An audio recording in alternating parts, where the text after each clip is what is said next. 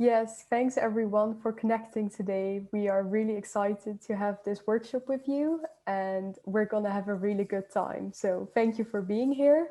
My name is Jessica Den Outer, and Hanna Begovic was just talking. We are both from Earth Advocacy Youth, which is an international for impact action group of young professionals like ourselves, and we are working in Earth jurisprudence. So if you could go to the next slide, Hannah. I will take you through our agenda today. We're going to dig deep today. We're going to challenge old anthropocentric paradigms that we might have regarding nature and the natural world. So the very first part of our workshop, the first hour, is going to be informative, really, where Hannah and I will be taking you through today's narrative that we're using. We're going to be talking about the power of words and storytelling and where we want to go. And then the second hour, we're going to take action and we're going to be interactive and we are going to be sharing our missions with each other and defining the actions we're going to take today. So before we get started, we would like to compile your content that you're going to be sharing with us today. And we need your permission to do so. So if you could write a plus in the chat, if you are okay with us taking your information and processing it in an anonymous manner, please write so in the chat. If you're not okay with this, please write a minus in the chat. And if you're not okay with us taking the stories you're going to be sharing with us today, please mark your text in Myra red. Myra is a tool we're going to be using in a minute, but we'll see if your text is red, we won't use your content. And just to confirm, we are not going to personalize the information you're sharing with us. It's just for us to create a feeling and an overview of our workshop today. So Hannah, maybe you could go to the next slide and we will get started straight away. Well, I'm going to be taking you through today's dominant narrative. And really, I think a lot of you will know about the Anthropocene, the current era we're living in. Anthropocene really is a name for the era we're living in that's defined by the geological impact by human activities. So, for example, we can measure climate change and changes to the atmosphere, and we can boil that down to human activities that we are having here on this planet that impact this geological era. So, living in the Anthropocene means that our systems are anthropocentric as well, and that means that everything is centered around humans. What that means in practice is that there are many countries and cultures where ecosystems and non-human beings are seen as human-owned objects. And by human-owned objects, I mean that they are seen as property. By property, it's their reason for existing is really to be exploited and used for our human benefit and economic profit that we can make from non-human beings. Now, this is the real dominant narrative, and it really translates to all spaces where economic powers are fostered and decision making occurs. And this idea of having everything centered around humans has actually led to the ecological crises we are seeing today. We don't have enough time to go into too much detail, but this is what it boils down to. And this is really disturbing because we have natural laws that govern the life's Earth. We have planetary boundaries, but we are not respecting those because this model is only benefiting a few and it's jeopardizing the rights of life and the respect of many non-human beings. Now, when we go back to this idea of nature, again, I love this topic. I've researched this, but I won't go into too much detail. But from the very beginning, from philosophers like Descartes or Aristotle, we can see that there's ideas of human superiority over other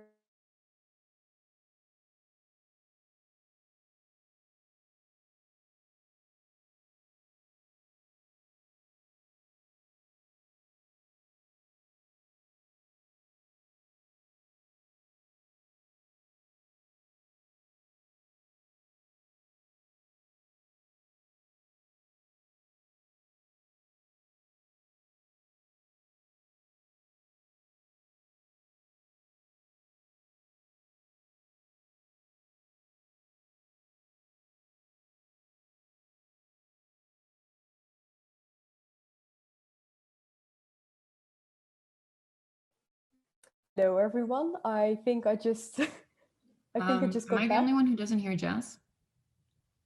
Can you hear me now? We can hear you now. Perfect. I'm back. Sorry, guys, my internet just got lost.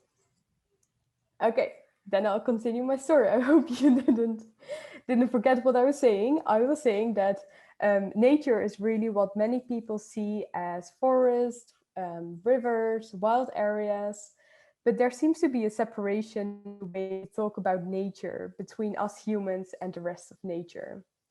And this is really a cognitive illusion, which tries to portray that nature is disconnected from us. Nature is something outside us. And that is concerning because that is keeping it in the same system that I was just explaining that allows a lot of violence really against non human life. Because it's property, we can exploit it the way we want to. And that ensures limitless economic growth as well. So, therefore, it is really important that we reconsider and keep improving the way we talk.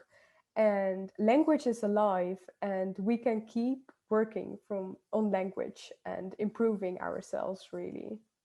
So, now I'd like to hand the floor to Hannah, who will take you through the power of word and story.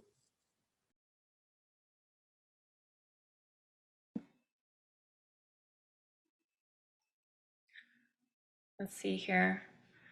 I'm managing two computers at once here, so I'm trying to.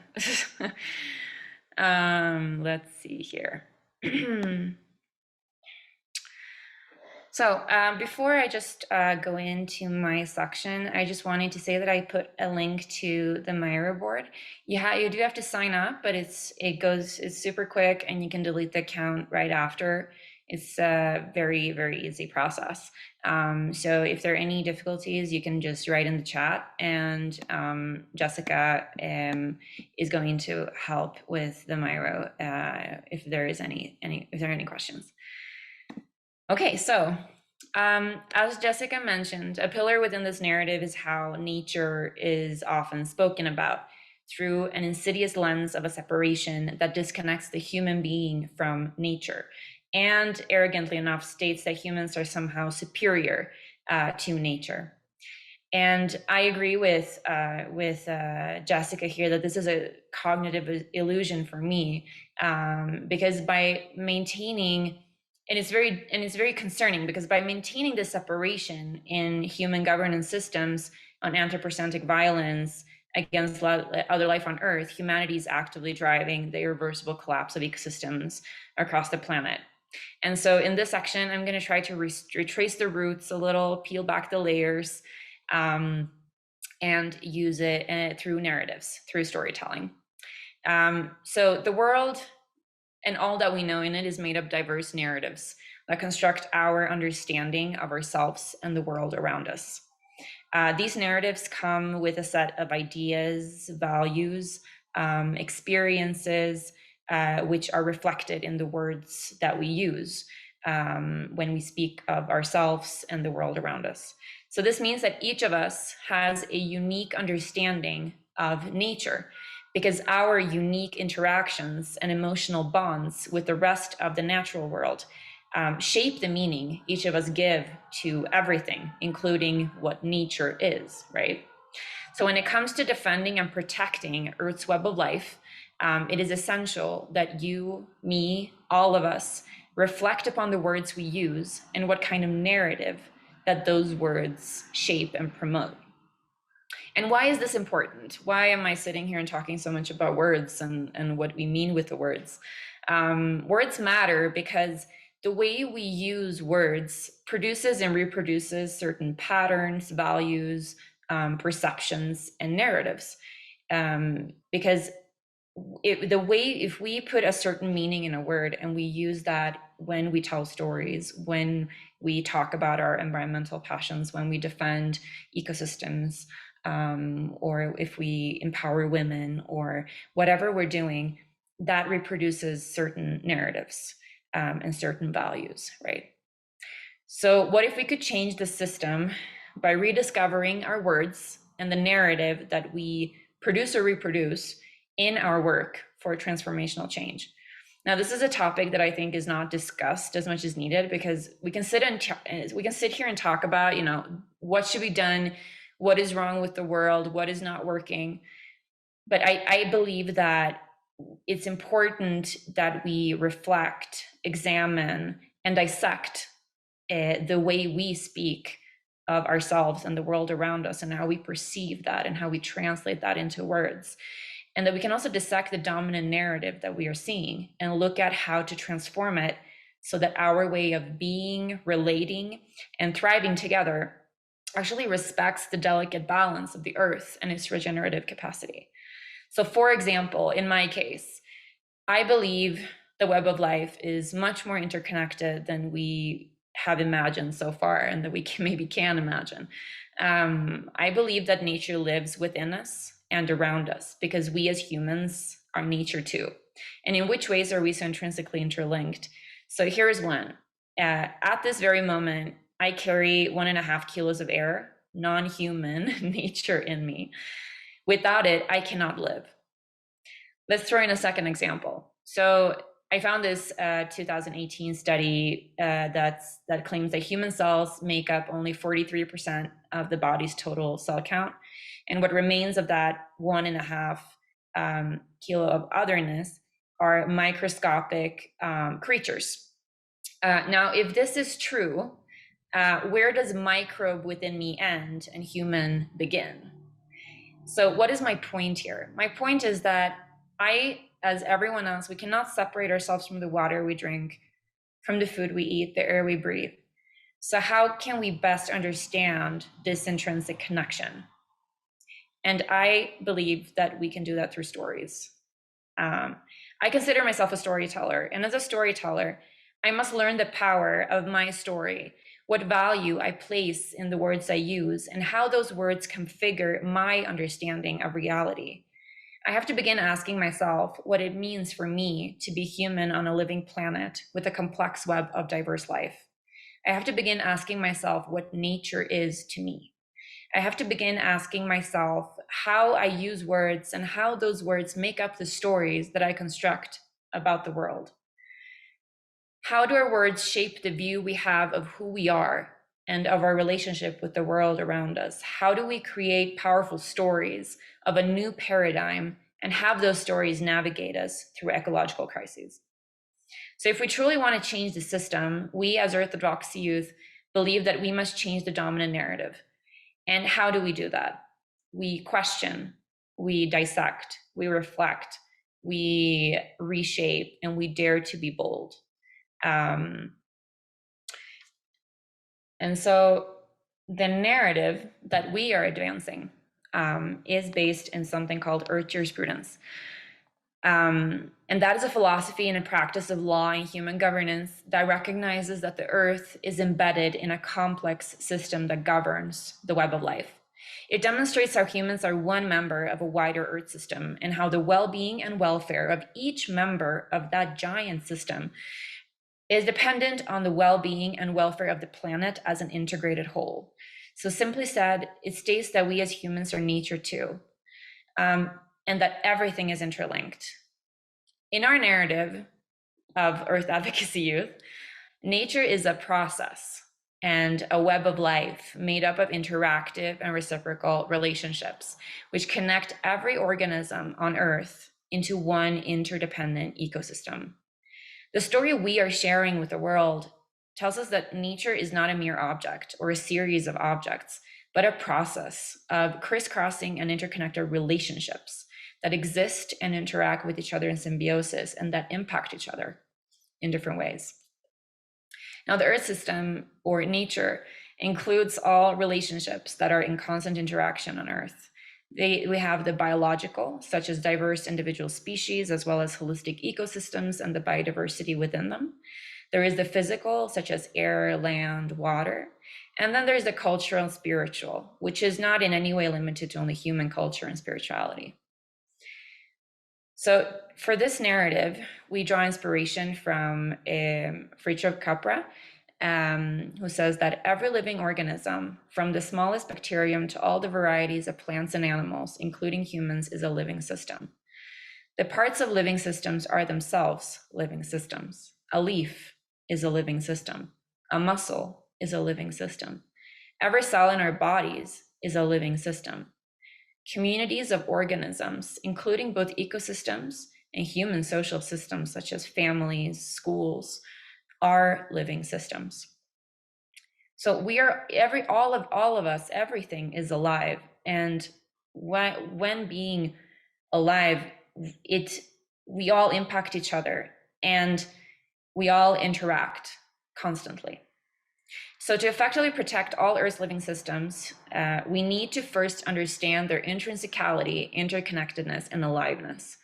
So if we combine the two, ecological literacy and storytelling, with Earth jurisprudence, we get a completely new level of awareness of the power that our language has in our efforts to bring forth a new paradigm that respects the delicate balance of the Earth.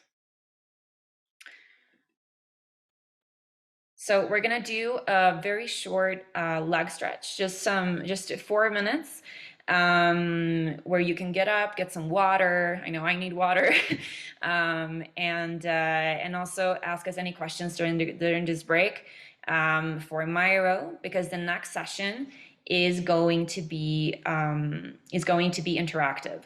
Where you're going to need Myra, or you're going to need pens and paper, or typing on some device, and your imagination. So make sure to get a snack or get some water or tea to prepare yourselves for some fun interaction. So we're going to put on some music, and you can write to us in the chat box if you're experiencing any trouble with Myra.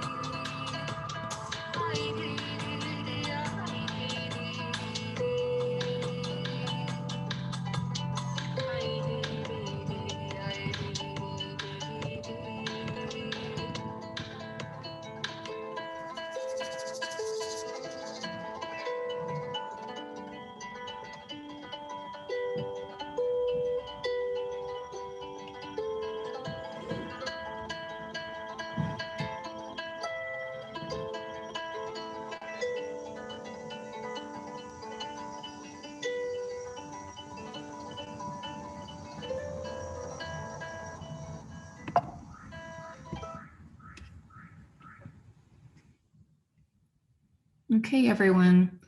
So we're gonna open up just for a few minutes for any help that you may need with Myro. So I'm gonna share the screen here so that you can see the Myra board. Let's see here. All right. Here, I see we have some people already. That's great. So you don't do anything yet.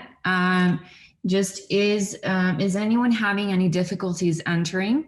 And also, I wanted to ask, Hari, have you perhaps been able to put the link on WOVA?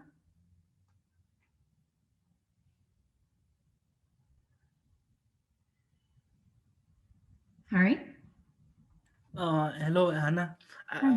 My power has been just caught up. We have a very strong wind here in Kathmandu, so I just back up.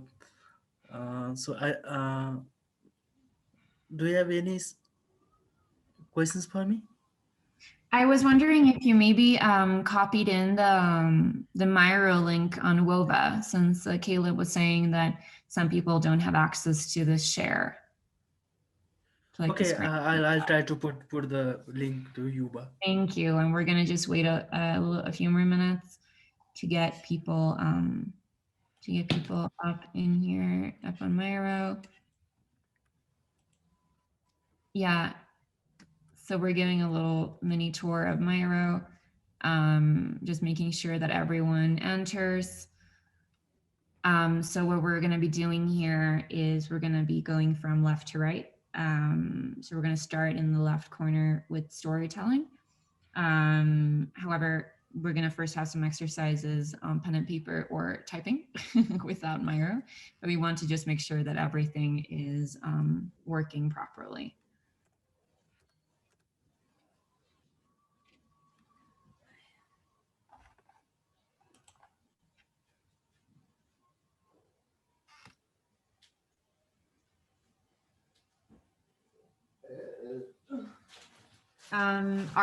If you're inside, you don't have an arrow, you just see everyone else. So what you can do is, if you don't want to see everyone else's arrows running around, you can choose this arrow up here, and in that way, all of them disappear. So you don't see everyone else moving around. That might actually be a bit helpful. It can be a bit distracting sometimes with all the names running around. So we're going to go into here. So if you want, you can already now occupy one of these white boxes, and you can put your name in them for now, or change them into another color. You can do that here. This one here, you can choose it in a color that you want, or just simply put your name in there. And then we're going to go into this one later.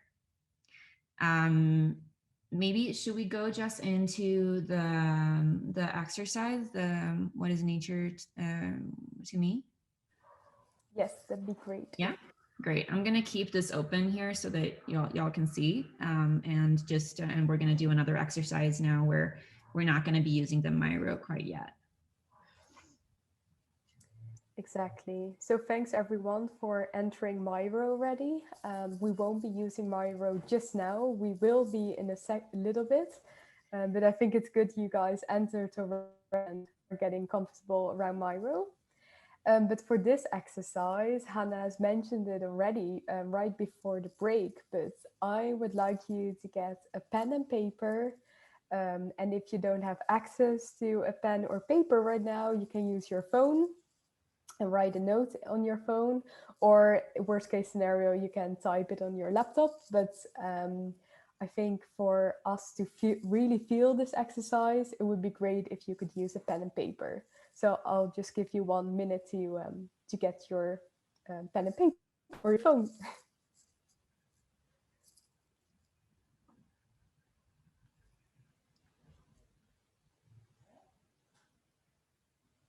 For those who just entered, welcome. We are doing our interactive part of this session.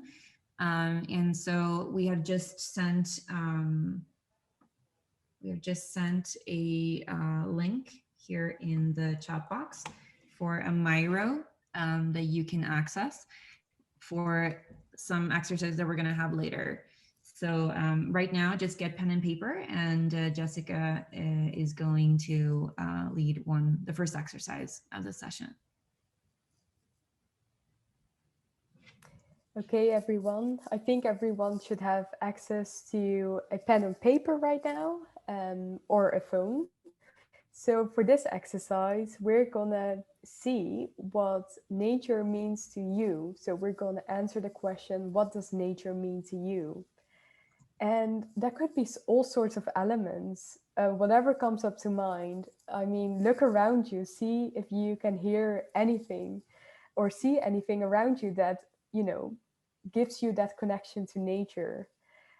And for this very first exercise, we're going to start by writing nature is ...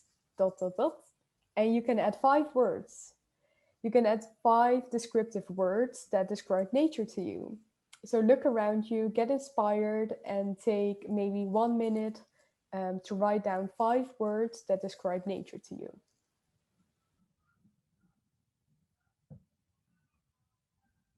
And it can be everything from alive to beautiful to dynamic or anything at all. Just words, descriptive words. So nature is alive, for example.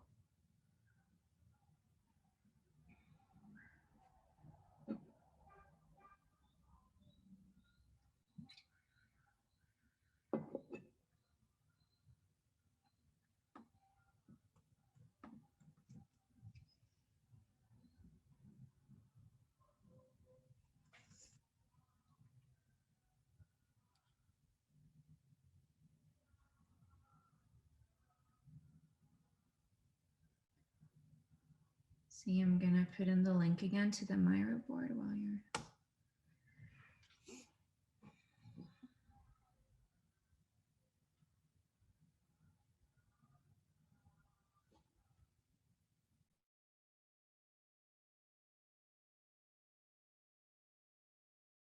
I'm very curious what everyone's writing down right now.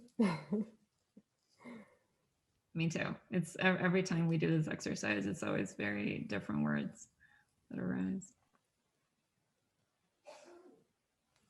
Great.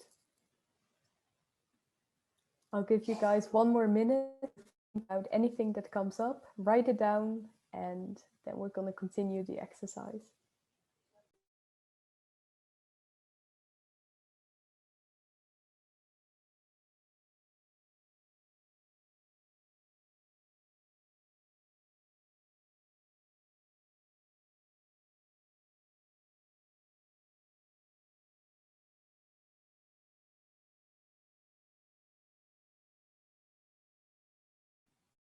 All right, we're going to continue the exercise. So I hope you guys have managed to write down the words that describe nature to you.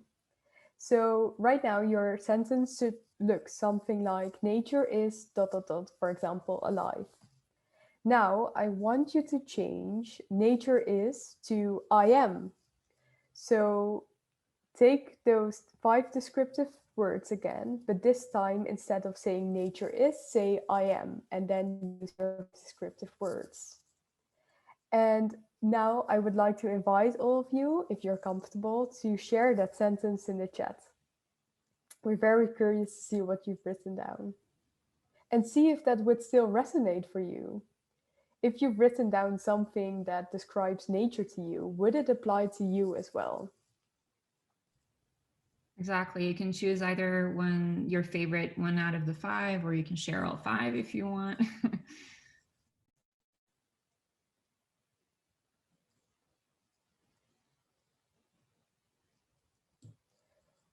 So Rain is saying, nature is mighty, inspiring, life-giving, abused, diminished. Thank you for sharing. Thank you for sharing, yes. We got one also that was sent to me directly. Skander or Ahmed, do you want to share that with everyone? And Rain says it relates somewhat to me, except for mighty. Well, you can be mighty in your own world, of course. Wonderful. This is beautiful. Nature is Sarah my... says nature is life, harmony, abundance, endangered everywhere. Wow.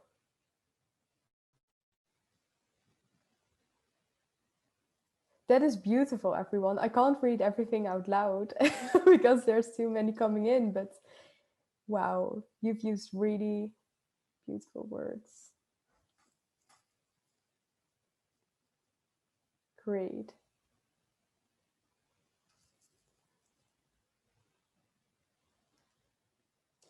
Well, I would like to invite you to keep this vibe up. And then I'm gonna hand the floor to Hannah for the next exercise. And yeah, keep this in mind. We're gonna be working from this later on again. So thank you so much for sharing, everyone, and thank you for doing this exercise. Okay, everyone. So now while you're getting into the mode, we're gonna do a guided nature meditation before we get into a storytelling exercise where you are going to use the Myra board, and more specifically, the part to the left. So for those who are still entering the Myra board, the link is in the chat, and what you can do when we finish the guided nature meditation is choose a white box. And that's where you're going to be producing your little story. So right now, I just want you to find a comfortable seat, and I'm going to put on some music here also so that you can enjoy with some birds. And so begin by finding a comfortable seat. Rest your hands lightly on your thighs, palms up, and gently close your eyes. Without changing anything, bring your awareness to your breath. Simply observe the sensations as your breath moves in and out of your body. Perhaps the rise and fall of the belly, the movement of air at the tips of the nostrils, or the quiet oceanic noise of the air flowing in and out. Allow each breath to calm the body, your mind, and focus your awareness on the present moment. With each inhale, become aware of the forces of nature that are within and around you. Feel this life energy animate your skeleton, lifting your chest and lengthening your spine. Each inhalation brings awareness and alertness to your senses. The sounds near and far, the temperature, the feeling of your weight being supported by the ground beneath you, any pleasant aromas floating in the air. With each exhale, feel your body release and relax. Inhale and recall a peaceful scene that represents an essence of nature for you. Whether you visualize the beach, mountains, forest, a butterfly, yourself, a lake, allow your eyes to move behind your eyelids, up and down, left to right, taking in the different subjects around. Perhaps you imagine water drops on the leaves of the bush next to you as you're walking through the forest, or birds flying up above. Imagine the sounds that would be present: a distant chirp of a bird, the wind passing through the crown of trees, or the sound of waves washing ashore. Feel the sun and the wind against your cheek, the earth beneath your feet. Perhaps you can smell or even taste the pine trees or the salt in the fresh air. Each exhale brings you a deeper sensation of serenity. The essences of nature are the forces that facilitate creation, regeneration, rebirth, and transformation. Together, as a web of life, they enable the experience of aliveness and intrinsicality of the world in which we live and share with other life. Let's bring our attention back to the scene in our mind, the forest or the ocean or the birds. And as you breathe, focus on one of the elements that you see around you in your mind. Maybe it's a tall tree or a still lake, a bird, or a crab digging itself down below the sand. When you are ready, inhale and invite your awareness back to your body and your senses. If you had your eyes closed, slowly open your eyes.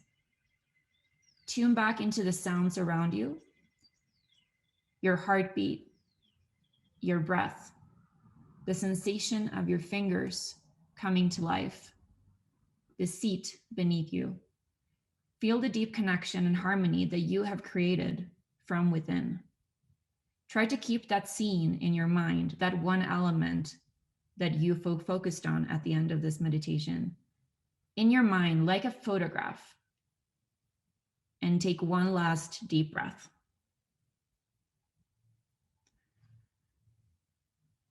So now what we will do is we're going to enter the Myra board, and we're going to go to this part here, as you can see on my screen, translating your relationship with the rest of the earth into words.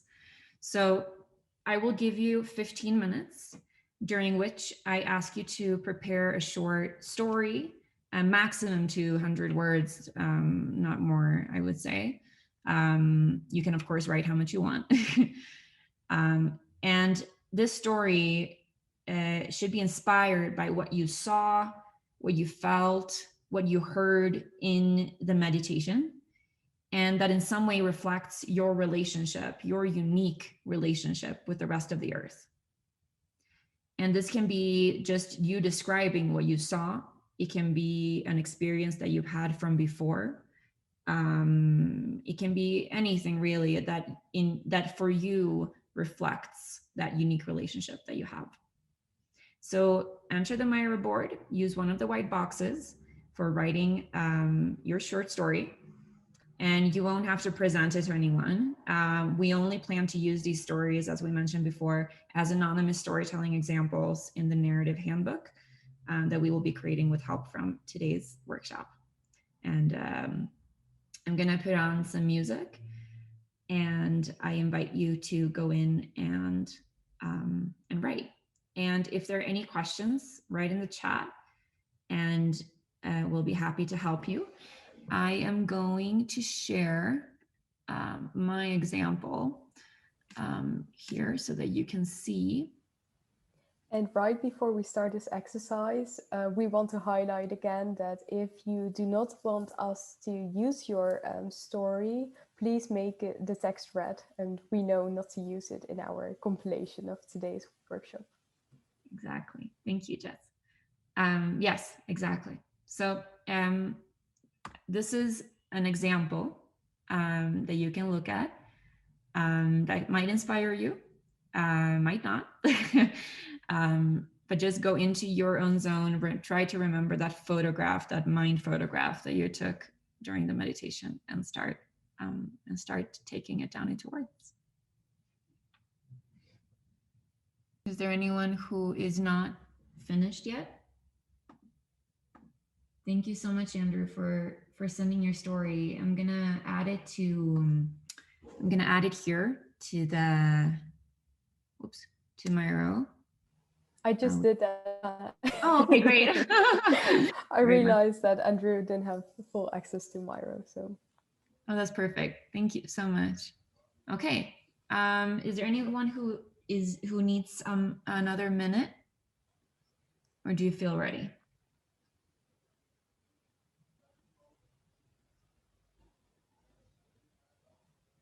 Okay, I'll take it as we're ready.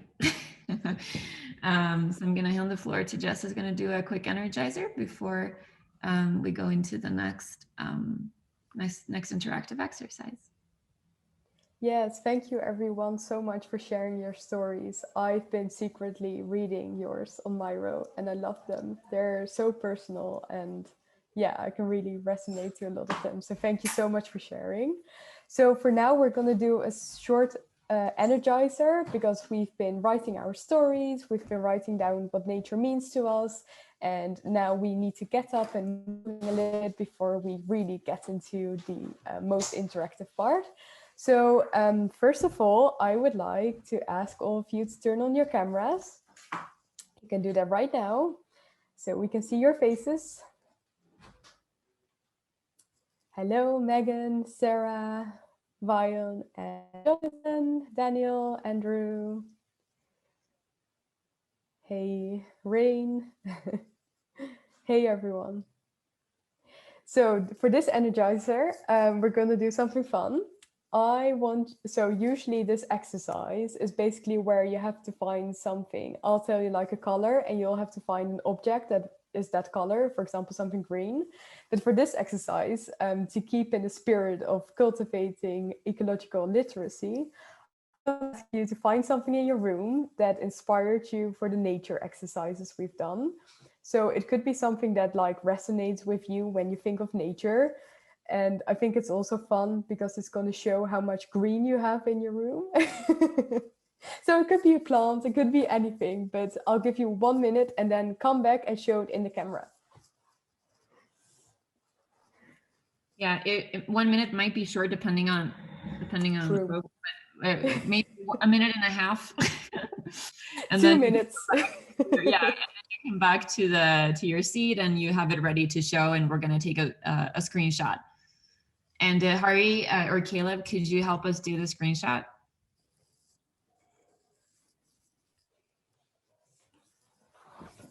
Absolutely.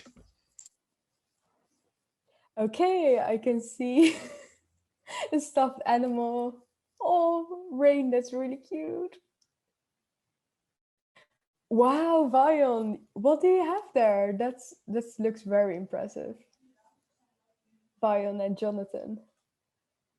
And I think Megan is holding up. I can't read it.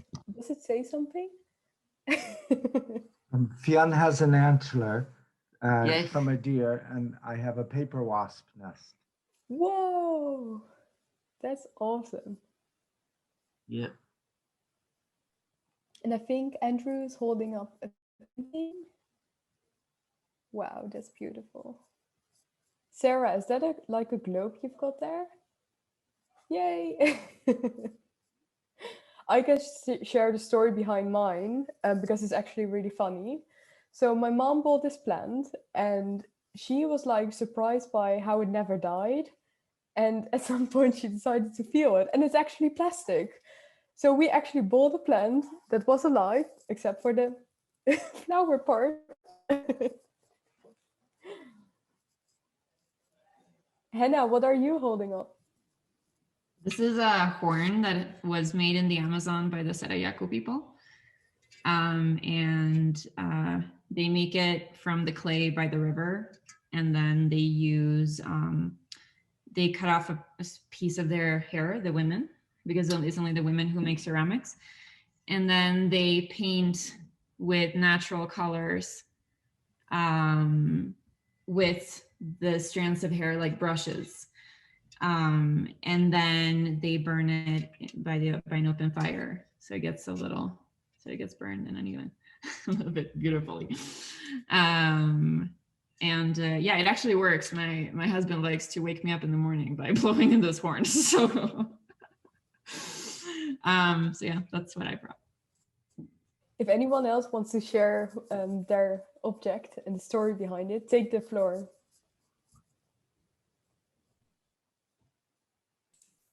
I would, since mine doesn't actually make a lot of sense when you see it. It's a book.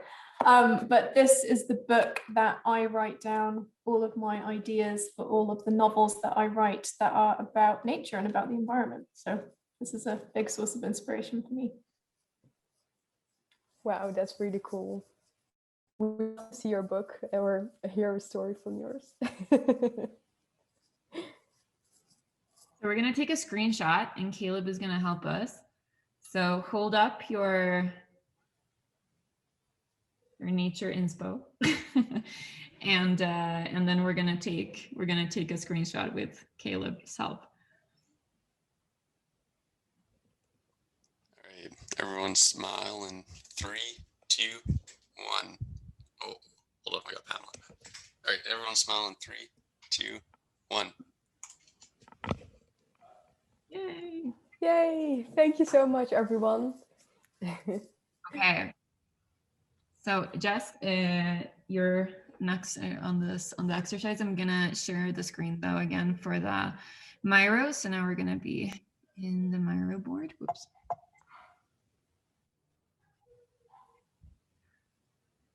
There we go. Yes. So for this next exercise, we're going to go to Myra again. But again, just a reminder, if you can't access Myra or you have any difficulties, feel free to write down the exercise I'm going to explain in a bit in the chat, and we will make sure to put it in the Myra board. But right now, we would like you to go to Myra again. We started off on the left side by writing down our relationship with the Earth on the left side. But now we're going to the middle, which says the challenge I want to confront. And we've got small post-its underneath it. And right there, we want you to start thinking about something that you're seeing in your local environment, which could be anything, which is a challenge that you want to work on. So, for example, it could be maybe even the way you're being taught about nature in school. It could be the way your neighbor speaks about, I don't know, the plants in his garden. I'm just saying anything. But so think about the challenge you want to work on, and we're going to translate that to a mission and valuable actions later. But for now, I want you to think about the challenge you want to confront and put it in a post-it there. And if you can't put it in Myro, then please put it in the chat. Yes, and like Hannah said, it could also be very global questions, and or something that is locally, but we find that often with advocacy work and lobby work, it works if you work locally, or yeah. Or you could even take an international. Sorry, Hannah. I was just saying that you can drag your post-it up to the circle and kind of frame the circle with your post-its. Whoops. Sorry for interrupting, Jess. No worries. What I was going to mention, I can see that Jan is writing on Myra as well. Don't worry if you think it's too broad, because we could always narrow it down with our mission and the actions we're going to take. So although I encourage you to think locally, you could take a very a challenge that you see internationally or globally as well. And also feel free to use more than one post-it. Like if you have different challenges that you're seeing that you want to address that motivate you to take action, you can take as many post-its as you want and put it around to frame the circle.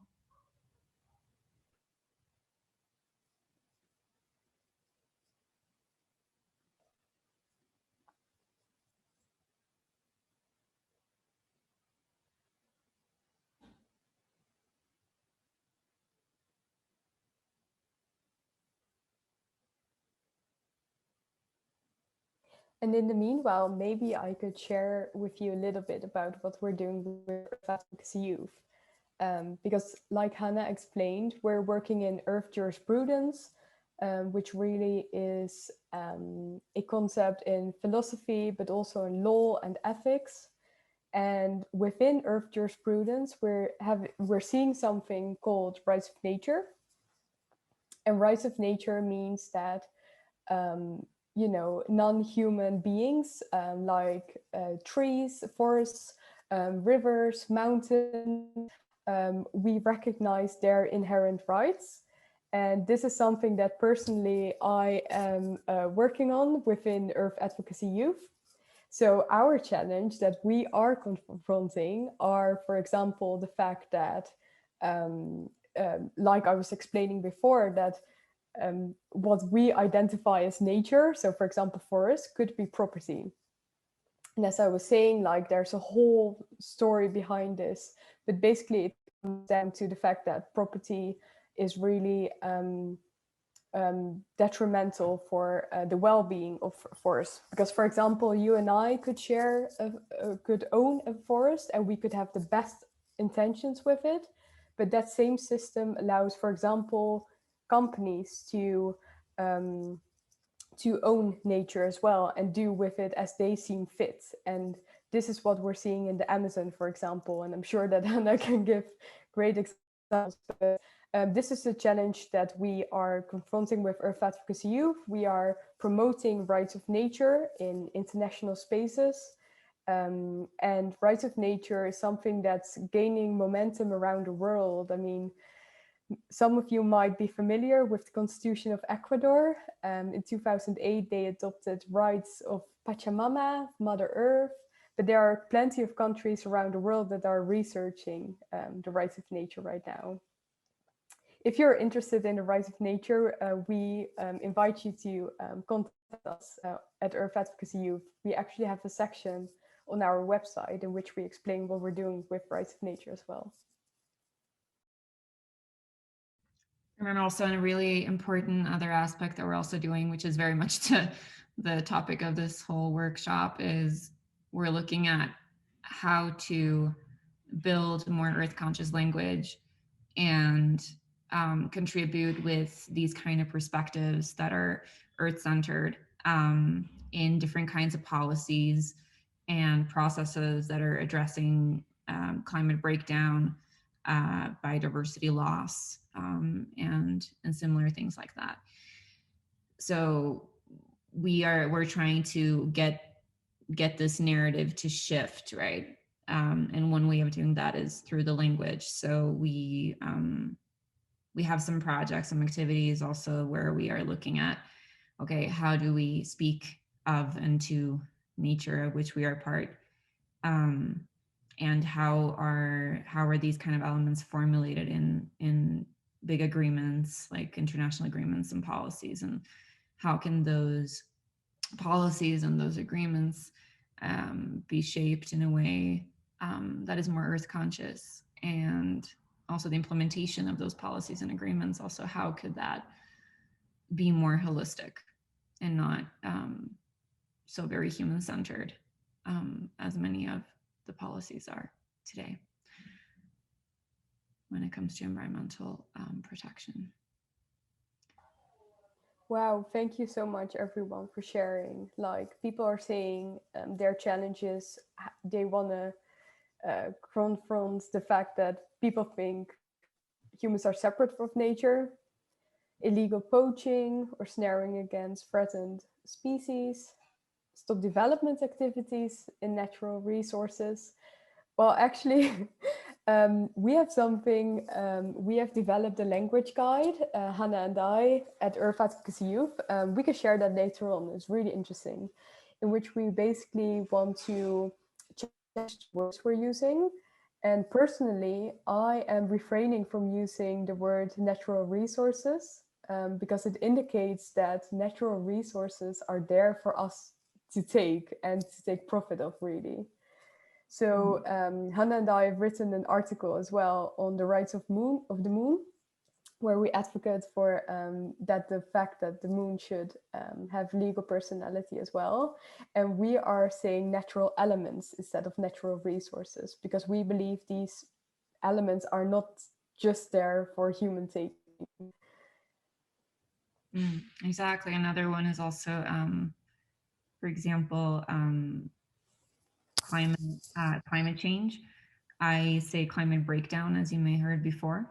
I think that is more, that brings forth more of the urgency and the severity of the situation. It's not just changing, but it's breaking down. So that's also something that I have personally adopted.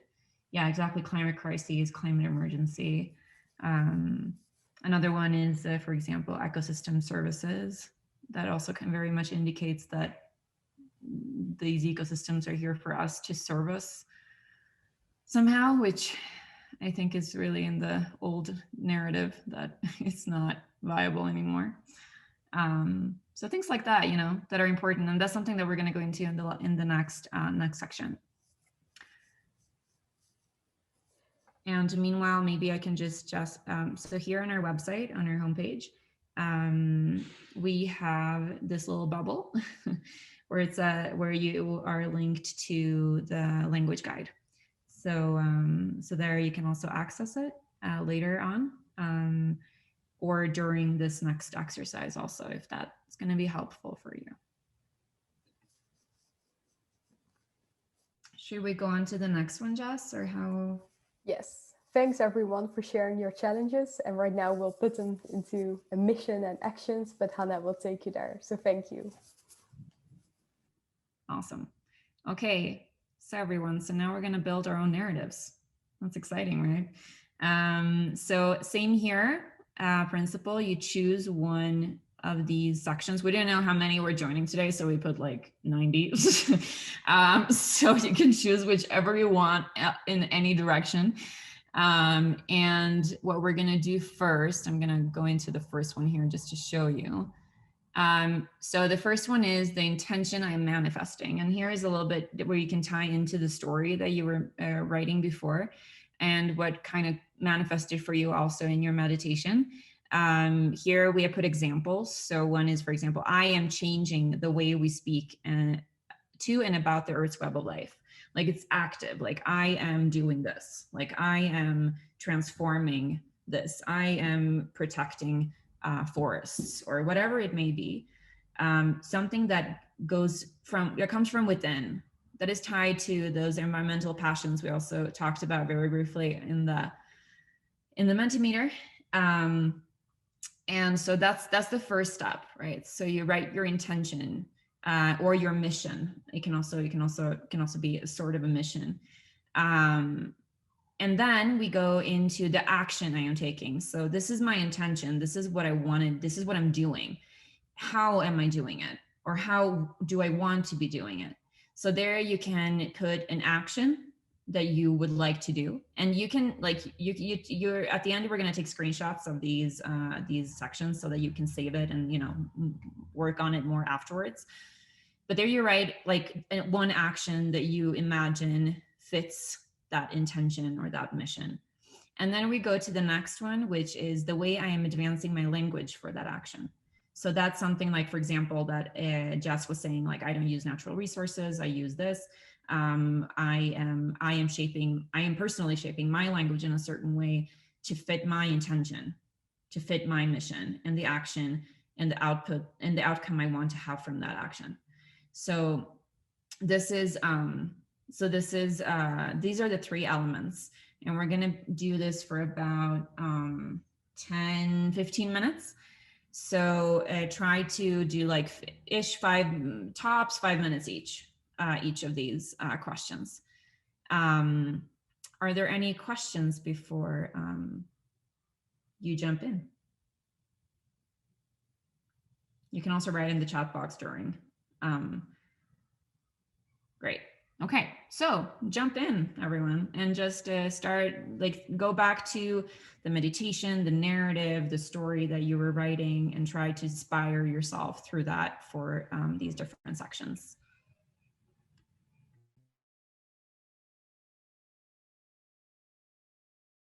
Perhaps we could turn on the music again, Hannah. That was quite nice.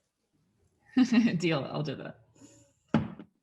And maybe we could share the link of our Spotify list, right? If people like our songs.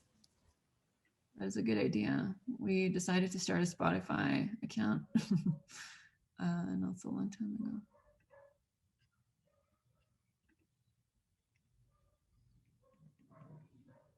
Yes, you can have multiple post-its. You can have as many post-its as you want, as long as it resonates with you.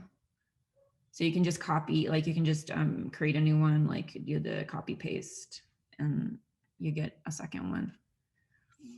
let's see here. What kind of song can we take here?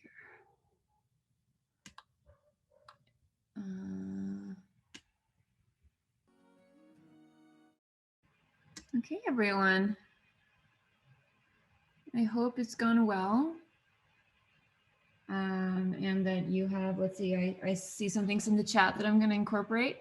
But what I've seen here, it's really, really cool. And you have really taken the time to reflect and shape, and love all the amount of Post-its over here. Yeah, great. So make sure to take a screenshot of your board to save it. Obviously, you will have access to this later, but it's good for you to have it like close by. And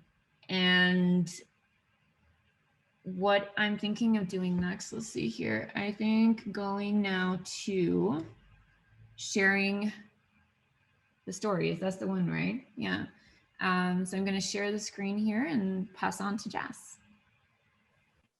Yes, thank you so much, everyone, again for this. I've been reading through your post-its, and like I'm so inspired because it's, I mean, I wasn't like filling in anything for anyone, but I'm so like impressed that you've taken this exercise and translated it to what you are passionate about. Like I'm reading about women in the field of conservation biology. I'm reading about products tested on animals. I'm reading about climate justice. Like I'm like, chapeau, you've done a really great job. And right now, we just wanted to take the space for you to share your story if you're feeling up to it. And right now, I'm going to open up the floor, and I'd like you to take the floor. And I mean, we've been talking about storytelling as well. So I think what helps with me, at least, as an advocate for the rights of nature, is by starting from your passion. So where does your passion come from? So right now I'm going to open up the floor and unmute yourself. Turn on your camera if you wish to share your story with us. Thank you. You can also be a reflection from these exercises that has come to you and that you want to share, or a question also to us or to others. So yeah, this is very much an open floor for everyone to share.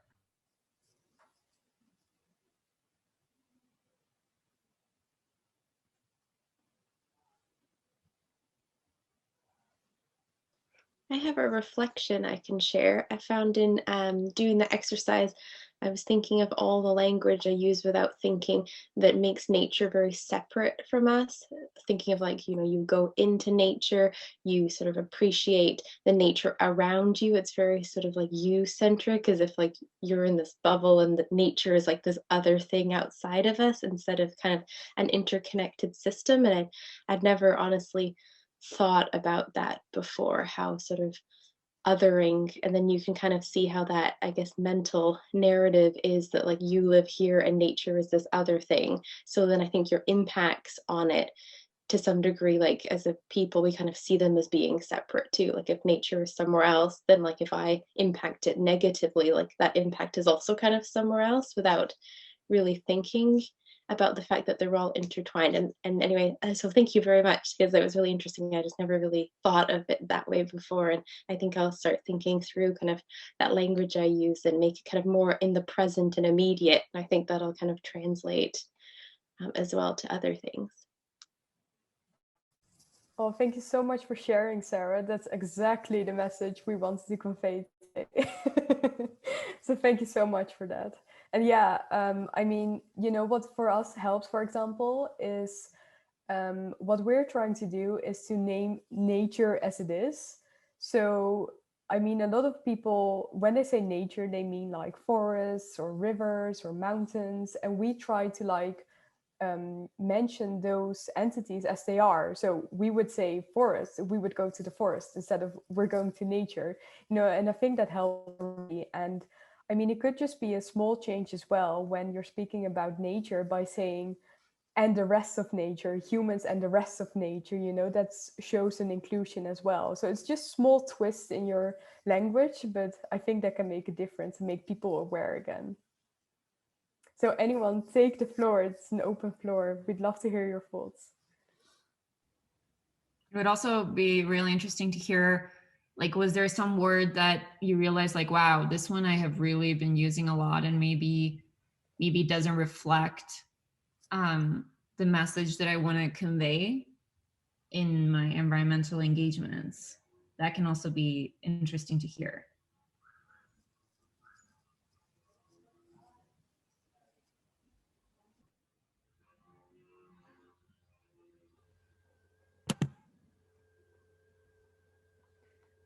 Just building off of Sarah's comment there around the human-centered terminology we create. Recently became aware that we call this planet Earth because that's where we largely cohabitate. And really, there's so much of the Earth is covered, of the planet is covered in water, obviously. So it's just getting outside of that was a big word for me that I appreciated learning about and thinking, oh yeah, it's a broadening of my understanding of who I am and this place that I live in. Thanks for your presentation. That was really cool work you're doing. It's yeah, very inspiring.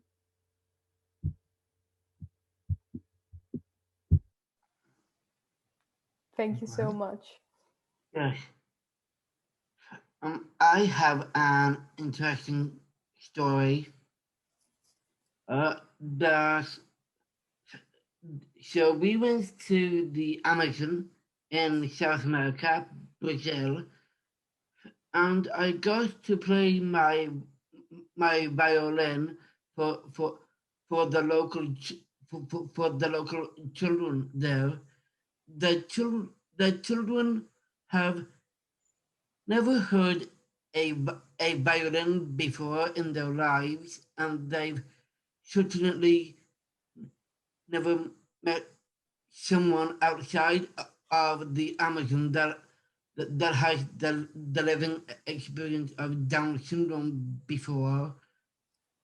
So for them, it was like a wow kind of a figure. And it was a new experience for them in both cases. Yes, it was. And I think so often, because Fionn has Down syndrome, then when people kind of who are worldly and know about the world look at you, they automatically go to these preconceptions, prejudices about, oh, he's different than us. And I mean, I think we probably all do that. I know I certainly did. And so this world of disability is something that we're faced with every day. And yet Fionn's interest is in nature and conservation. And fortunately, we get to go to a lot of schools and do a lot of the work that you want to do in nature.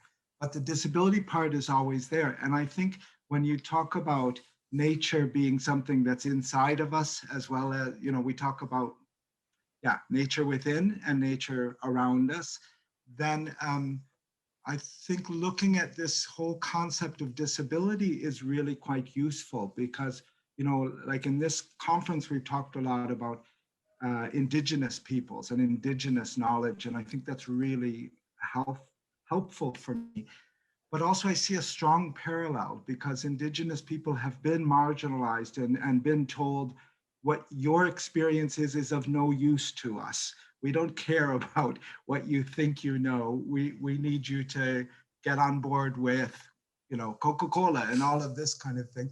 And I think in a lot of ways, there's a strong parallel with people who are neurodiverse or people who experience the world in other ways. We've said, oh, we'll call that disability. You're not able. And I'm hoping and working toward a place where we as a society can look at all people and all our differences and say, right, that's pretty cool too, and just sort of to get on board with difference as being something to celebrate rather than this kind of like you're on the outside. And unfortunately, I see even in the world of conservation and changing people's relationship to nature, for some reason we still kind of leave out people with disability or sideline them. And that's really unfortunate. It's not always the case, but true. It seems like when we come into these spaces, we're always reminding people, you know, the 10 to 15% of the world is labeled with a disability.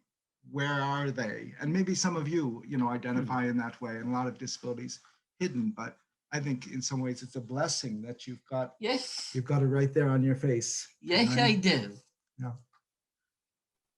Wow, thank you so much for sharing that. That was very inspiring, and I wish you the best of luck in everything you do. And I mean, believe in yourself and you will get there. I mean, I certainly believe in you. That's amazing. Thank you. Thank you. Yeah, and diversity is absolutely something to celebrate. It also, I mean, the web of life is diverse and it's complex, and so are we. And that's something to actually welcome and take in. So it's, yeah, thank you so much for sharing, both of you. Should we go into the next slide? I think should be probably with the time. Yes. Okay, everyone. So what we want to do here before we close today is to tell you a little bit how we could support or share your mission. So Earth Advocacy Youth have many different ways of doing this. So I'm going to hand the floor to Jess, who's going to go into 2 ways of having Earth Advocacy Youth support you. And then I'm going to go into 2 different initiatives that we have ongoing. Yes, thank you, Hannah. Yeah, so I mean, thank you so much again for your participation today. We hope you are inspired. We are certainly, I mean, I am super inspired by all of you, and I'm feeling very much energized to take action, and I hope you're feeling the same way. And if you're interested in Earth Advocacy Youth, I'll share 2 ways in which you could engage with us, and Hannah will share some ways as well. But one of those ways is through becoming an Earth Advocacy Youth advocate, which really means that we are, you know, building up a mutual beneficial relationship where we would support your work and you could support our work. I mean, like I said, we are an international group of people, of young people, working, or you know, in all sorts of places, but also students and even younger people joining us as well. And we are working in policy and law, educational efforts, but we are, you know, being driven by this force of Earth jurisprudence, as we were explaining earlier. So as an Earth youth advocate, we could establish a relationship between the 2 of us where we can promote and represent each other, help each other with work. We could post your story on our website. Well, I mean, this is sort of an ambassador. And then we've also got internships where we could, you know, define an internship that works for you, where you could help us with projects and we can help you establish like professional skills as well. So that was my part for today. And I'm going to hand out the floor to Hannah, who will tell you a little bit more about what you could do. But thank you so much. Let's see here. I would like to show our website just real quick here. So on our homepage, but also in our compass, we have a section here called How We Use Language. Here we have our language guide.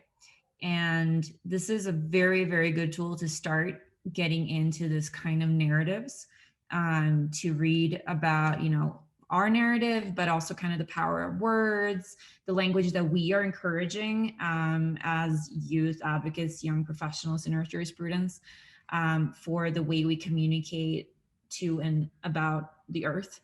And some language that we are rethinking, that, you know, we think belong to the past, that also might be something that might inspire you to look at, reflect upon, and change, perhaps. Also some like outdated relevant terms, looking at, for example, the climate change, climate versus climate breakdown, or climate crises or climate emergency. Looking at like words like ecosystem services or natural resources. So this is a really good tool. And also, if you have ideas or suggestions for things to add to this list, you can also, of course, write to us at any time, and we'll make sure to add it and examine it. And also some questions like, should the moon have rights? Or putting nature in a seat of board of directors, yes or no? Things like that have arisen where we feel like, okay, this is a question that deserves a good answer. And so this is one of the tools that I definitely recommend you to look at. Another thing that we have is actually an ongoing, it's in the concept note stage for now. It's an Earth Advocacy Lab. And it's kind of like think of a very inclusive, playful, and creative policy research clinic. But think of it as a space where we invite everyone from like, students to lawyers to artists to activists to authors to any kinds of different roles, where you can together as Earth advocates generate materials, for example, policy recommendations, position papers, advocacy notes, research papers, and things like that. And so we're building up this platform at the moment, and it's going to be hopefully a funded platform soon. So it's also going to be something that we want to build up so that it can be a platform where, for example, actors, like high-level stakeholders, can also work with us for this. And so I invite you to write to us if that is of interest. You have our email addresses there at the bottom. I think that was it, Jess. Right? Yeah. And we're right on time, 3 minutes to spare. Yeah, thank you so much for your time and attention. It has been an honor to get to know you all virtually. Feel free to write to us at any time about anything, and explore our website. There's a lot of info there. And yeah, Jess, I don't know if you want to say something else before we close. Well, I think I've said most of it already. I'm super impressed and energized and inspired by all of you. So thank you so much for sharing your stories with us today. And we hope we have given you the tools to take action. And sometimes you just have to go out there and spread the word and take the floor and just say whatever you have to say. And then I think the chances will follow. And if there's any way we can help you with that, we'd love to hear from you. So thank you so much. And we hope you have enjoyed this workshop. Thank you so much, everyone. I'm going to put our website here in the chat, just in case anyone wants to jump in right away. Thank you so much, and have a great day, evening, wherever you are. And reach out to us. Please feel free to reach out at any time. Yes. Thank you. That was wonderful. Really nice.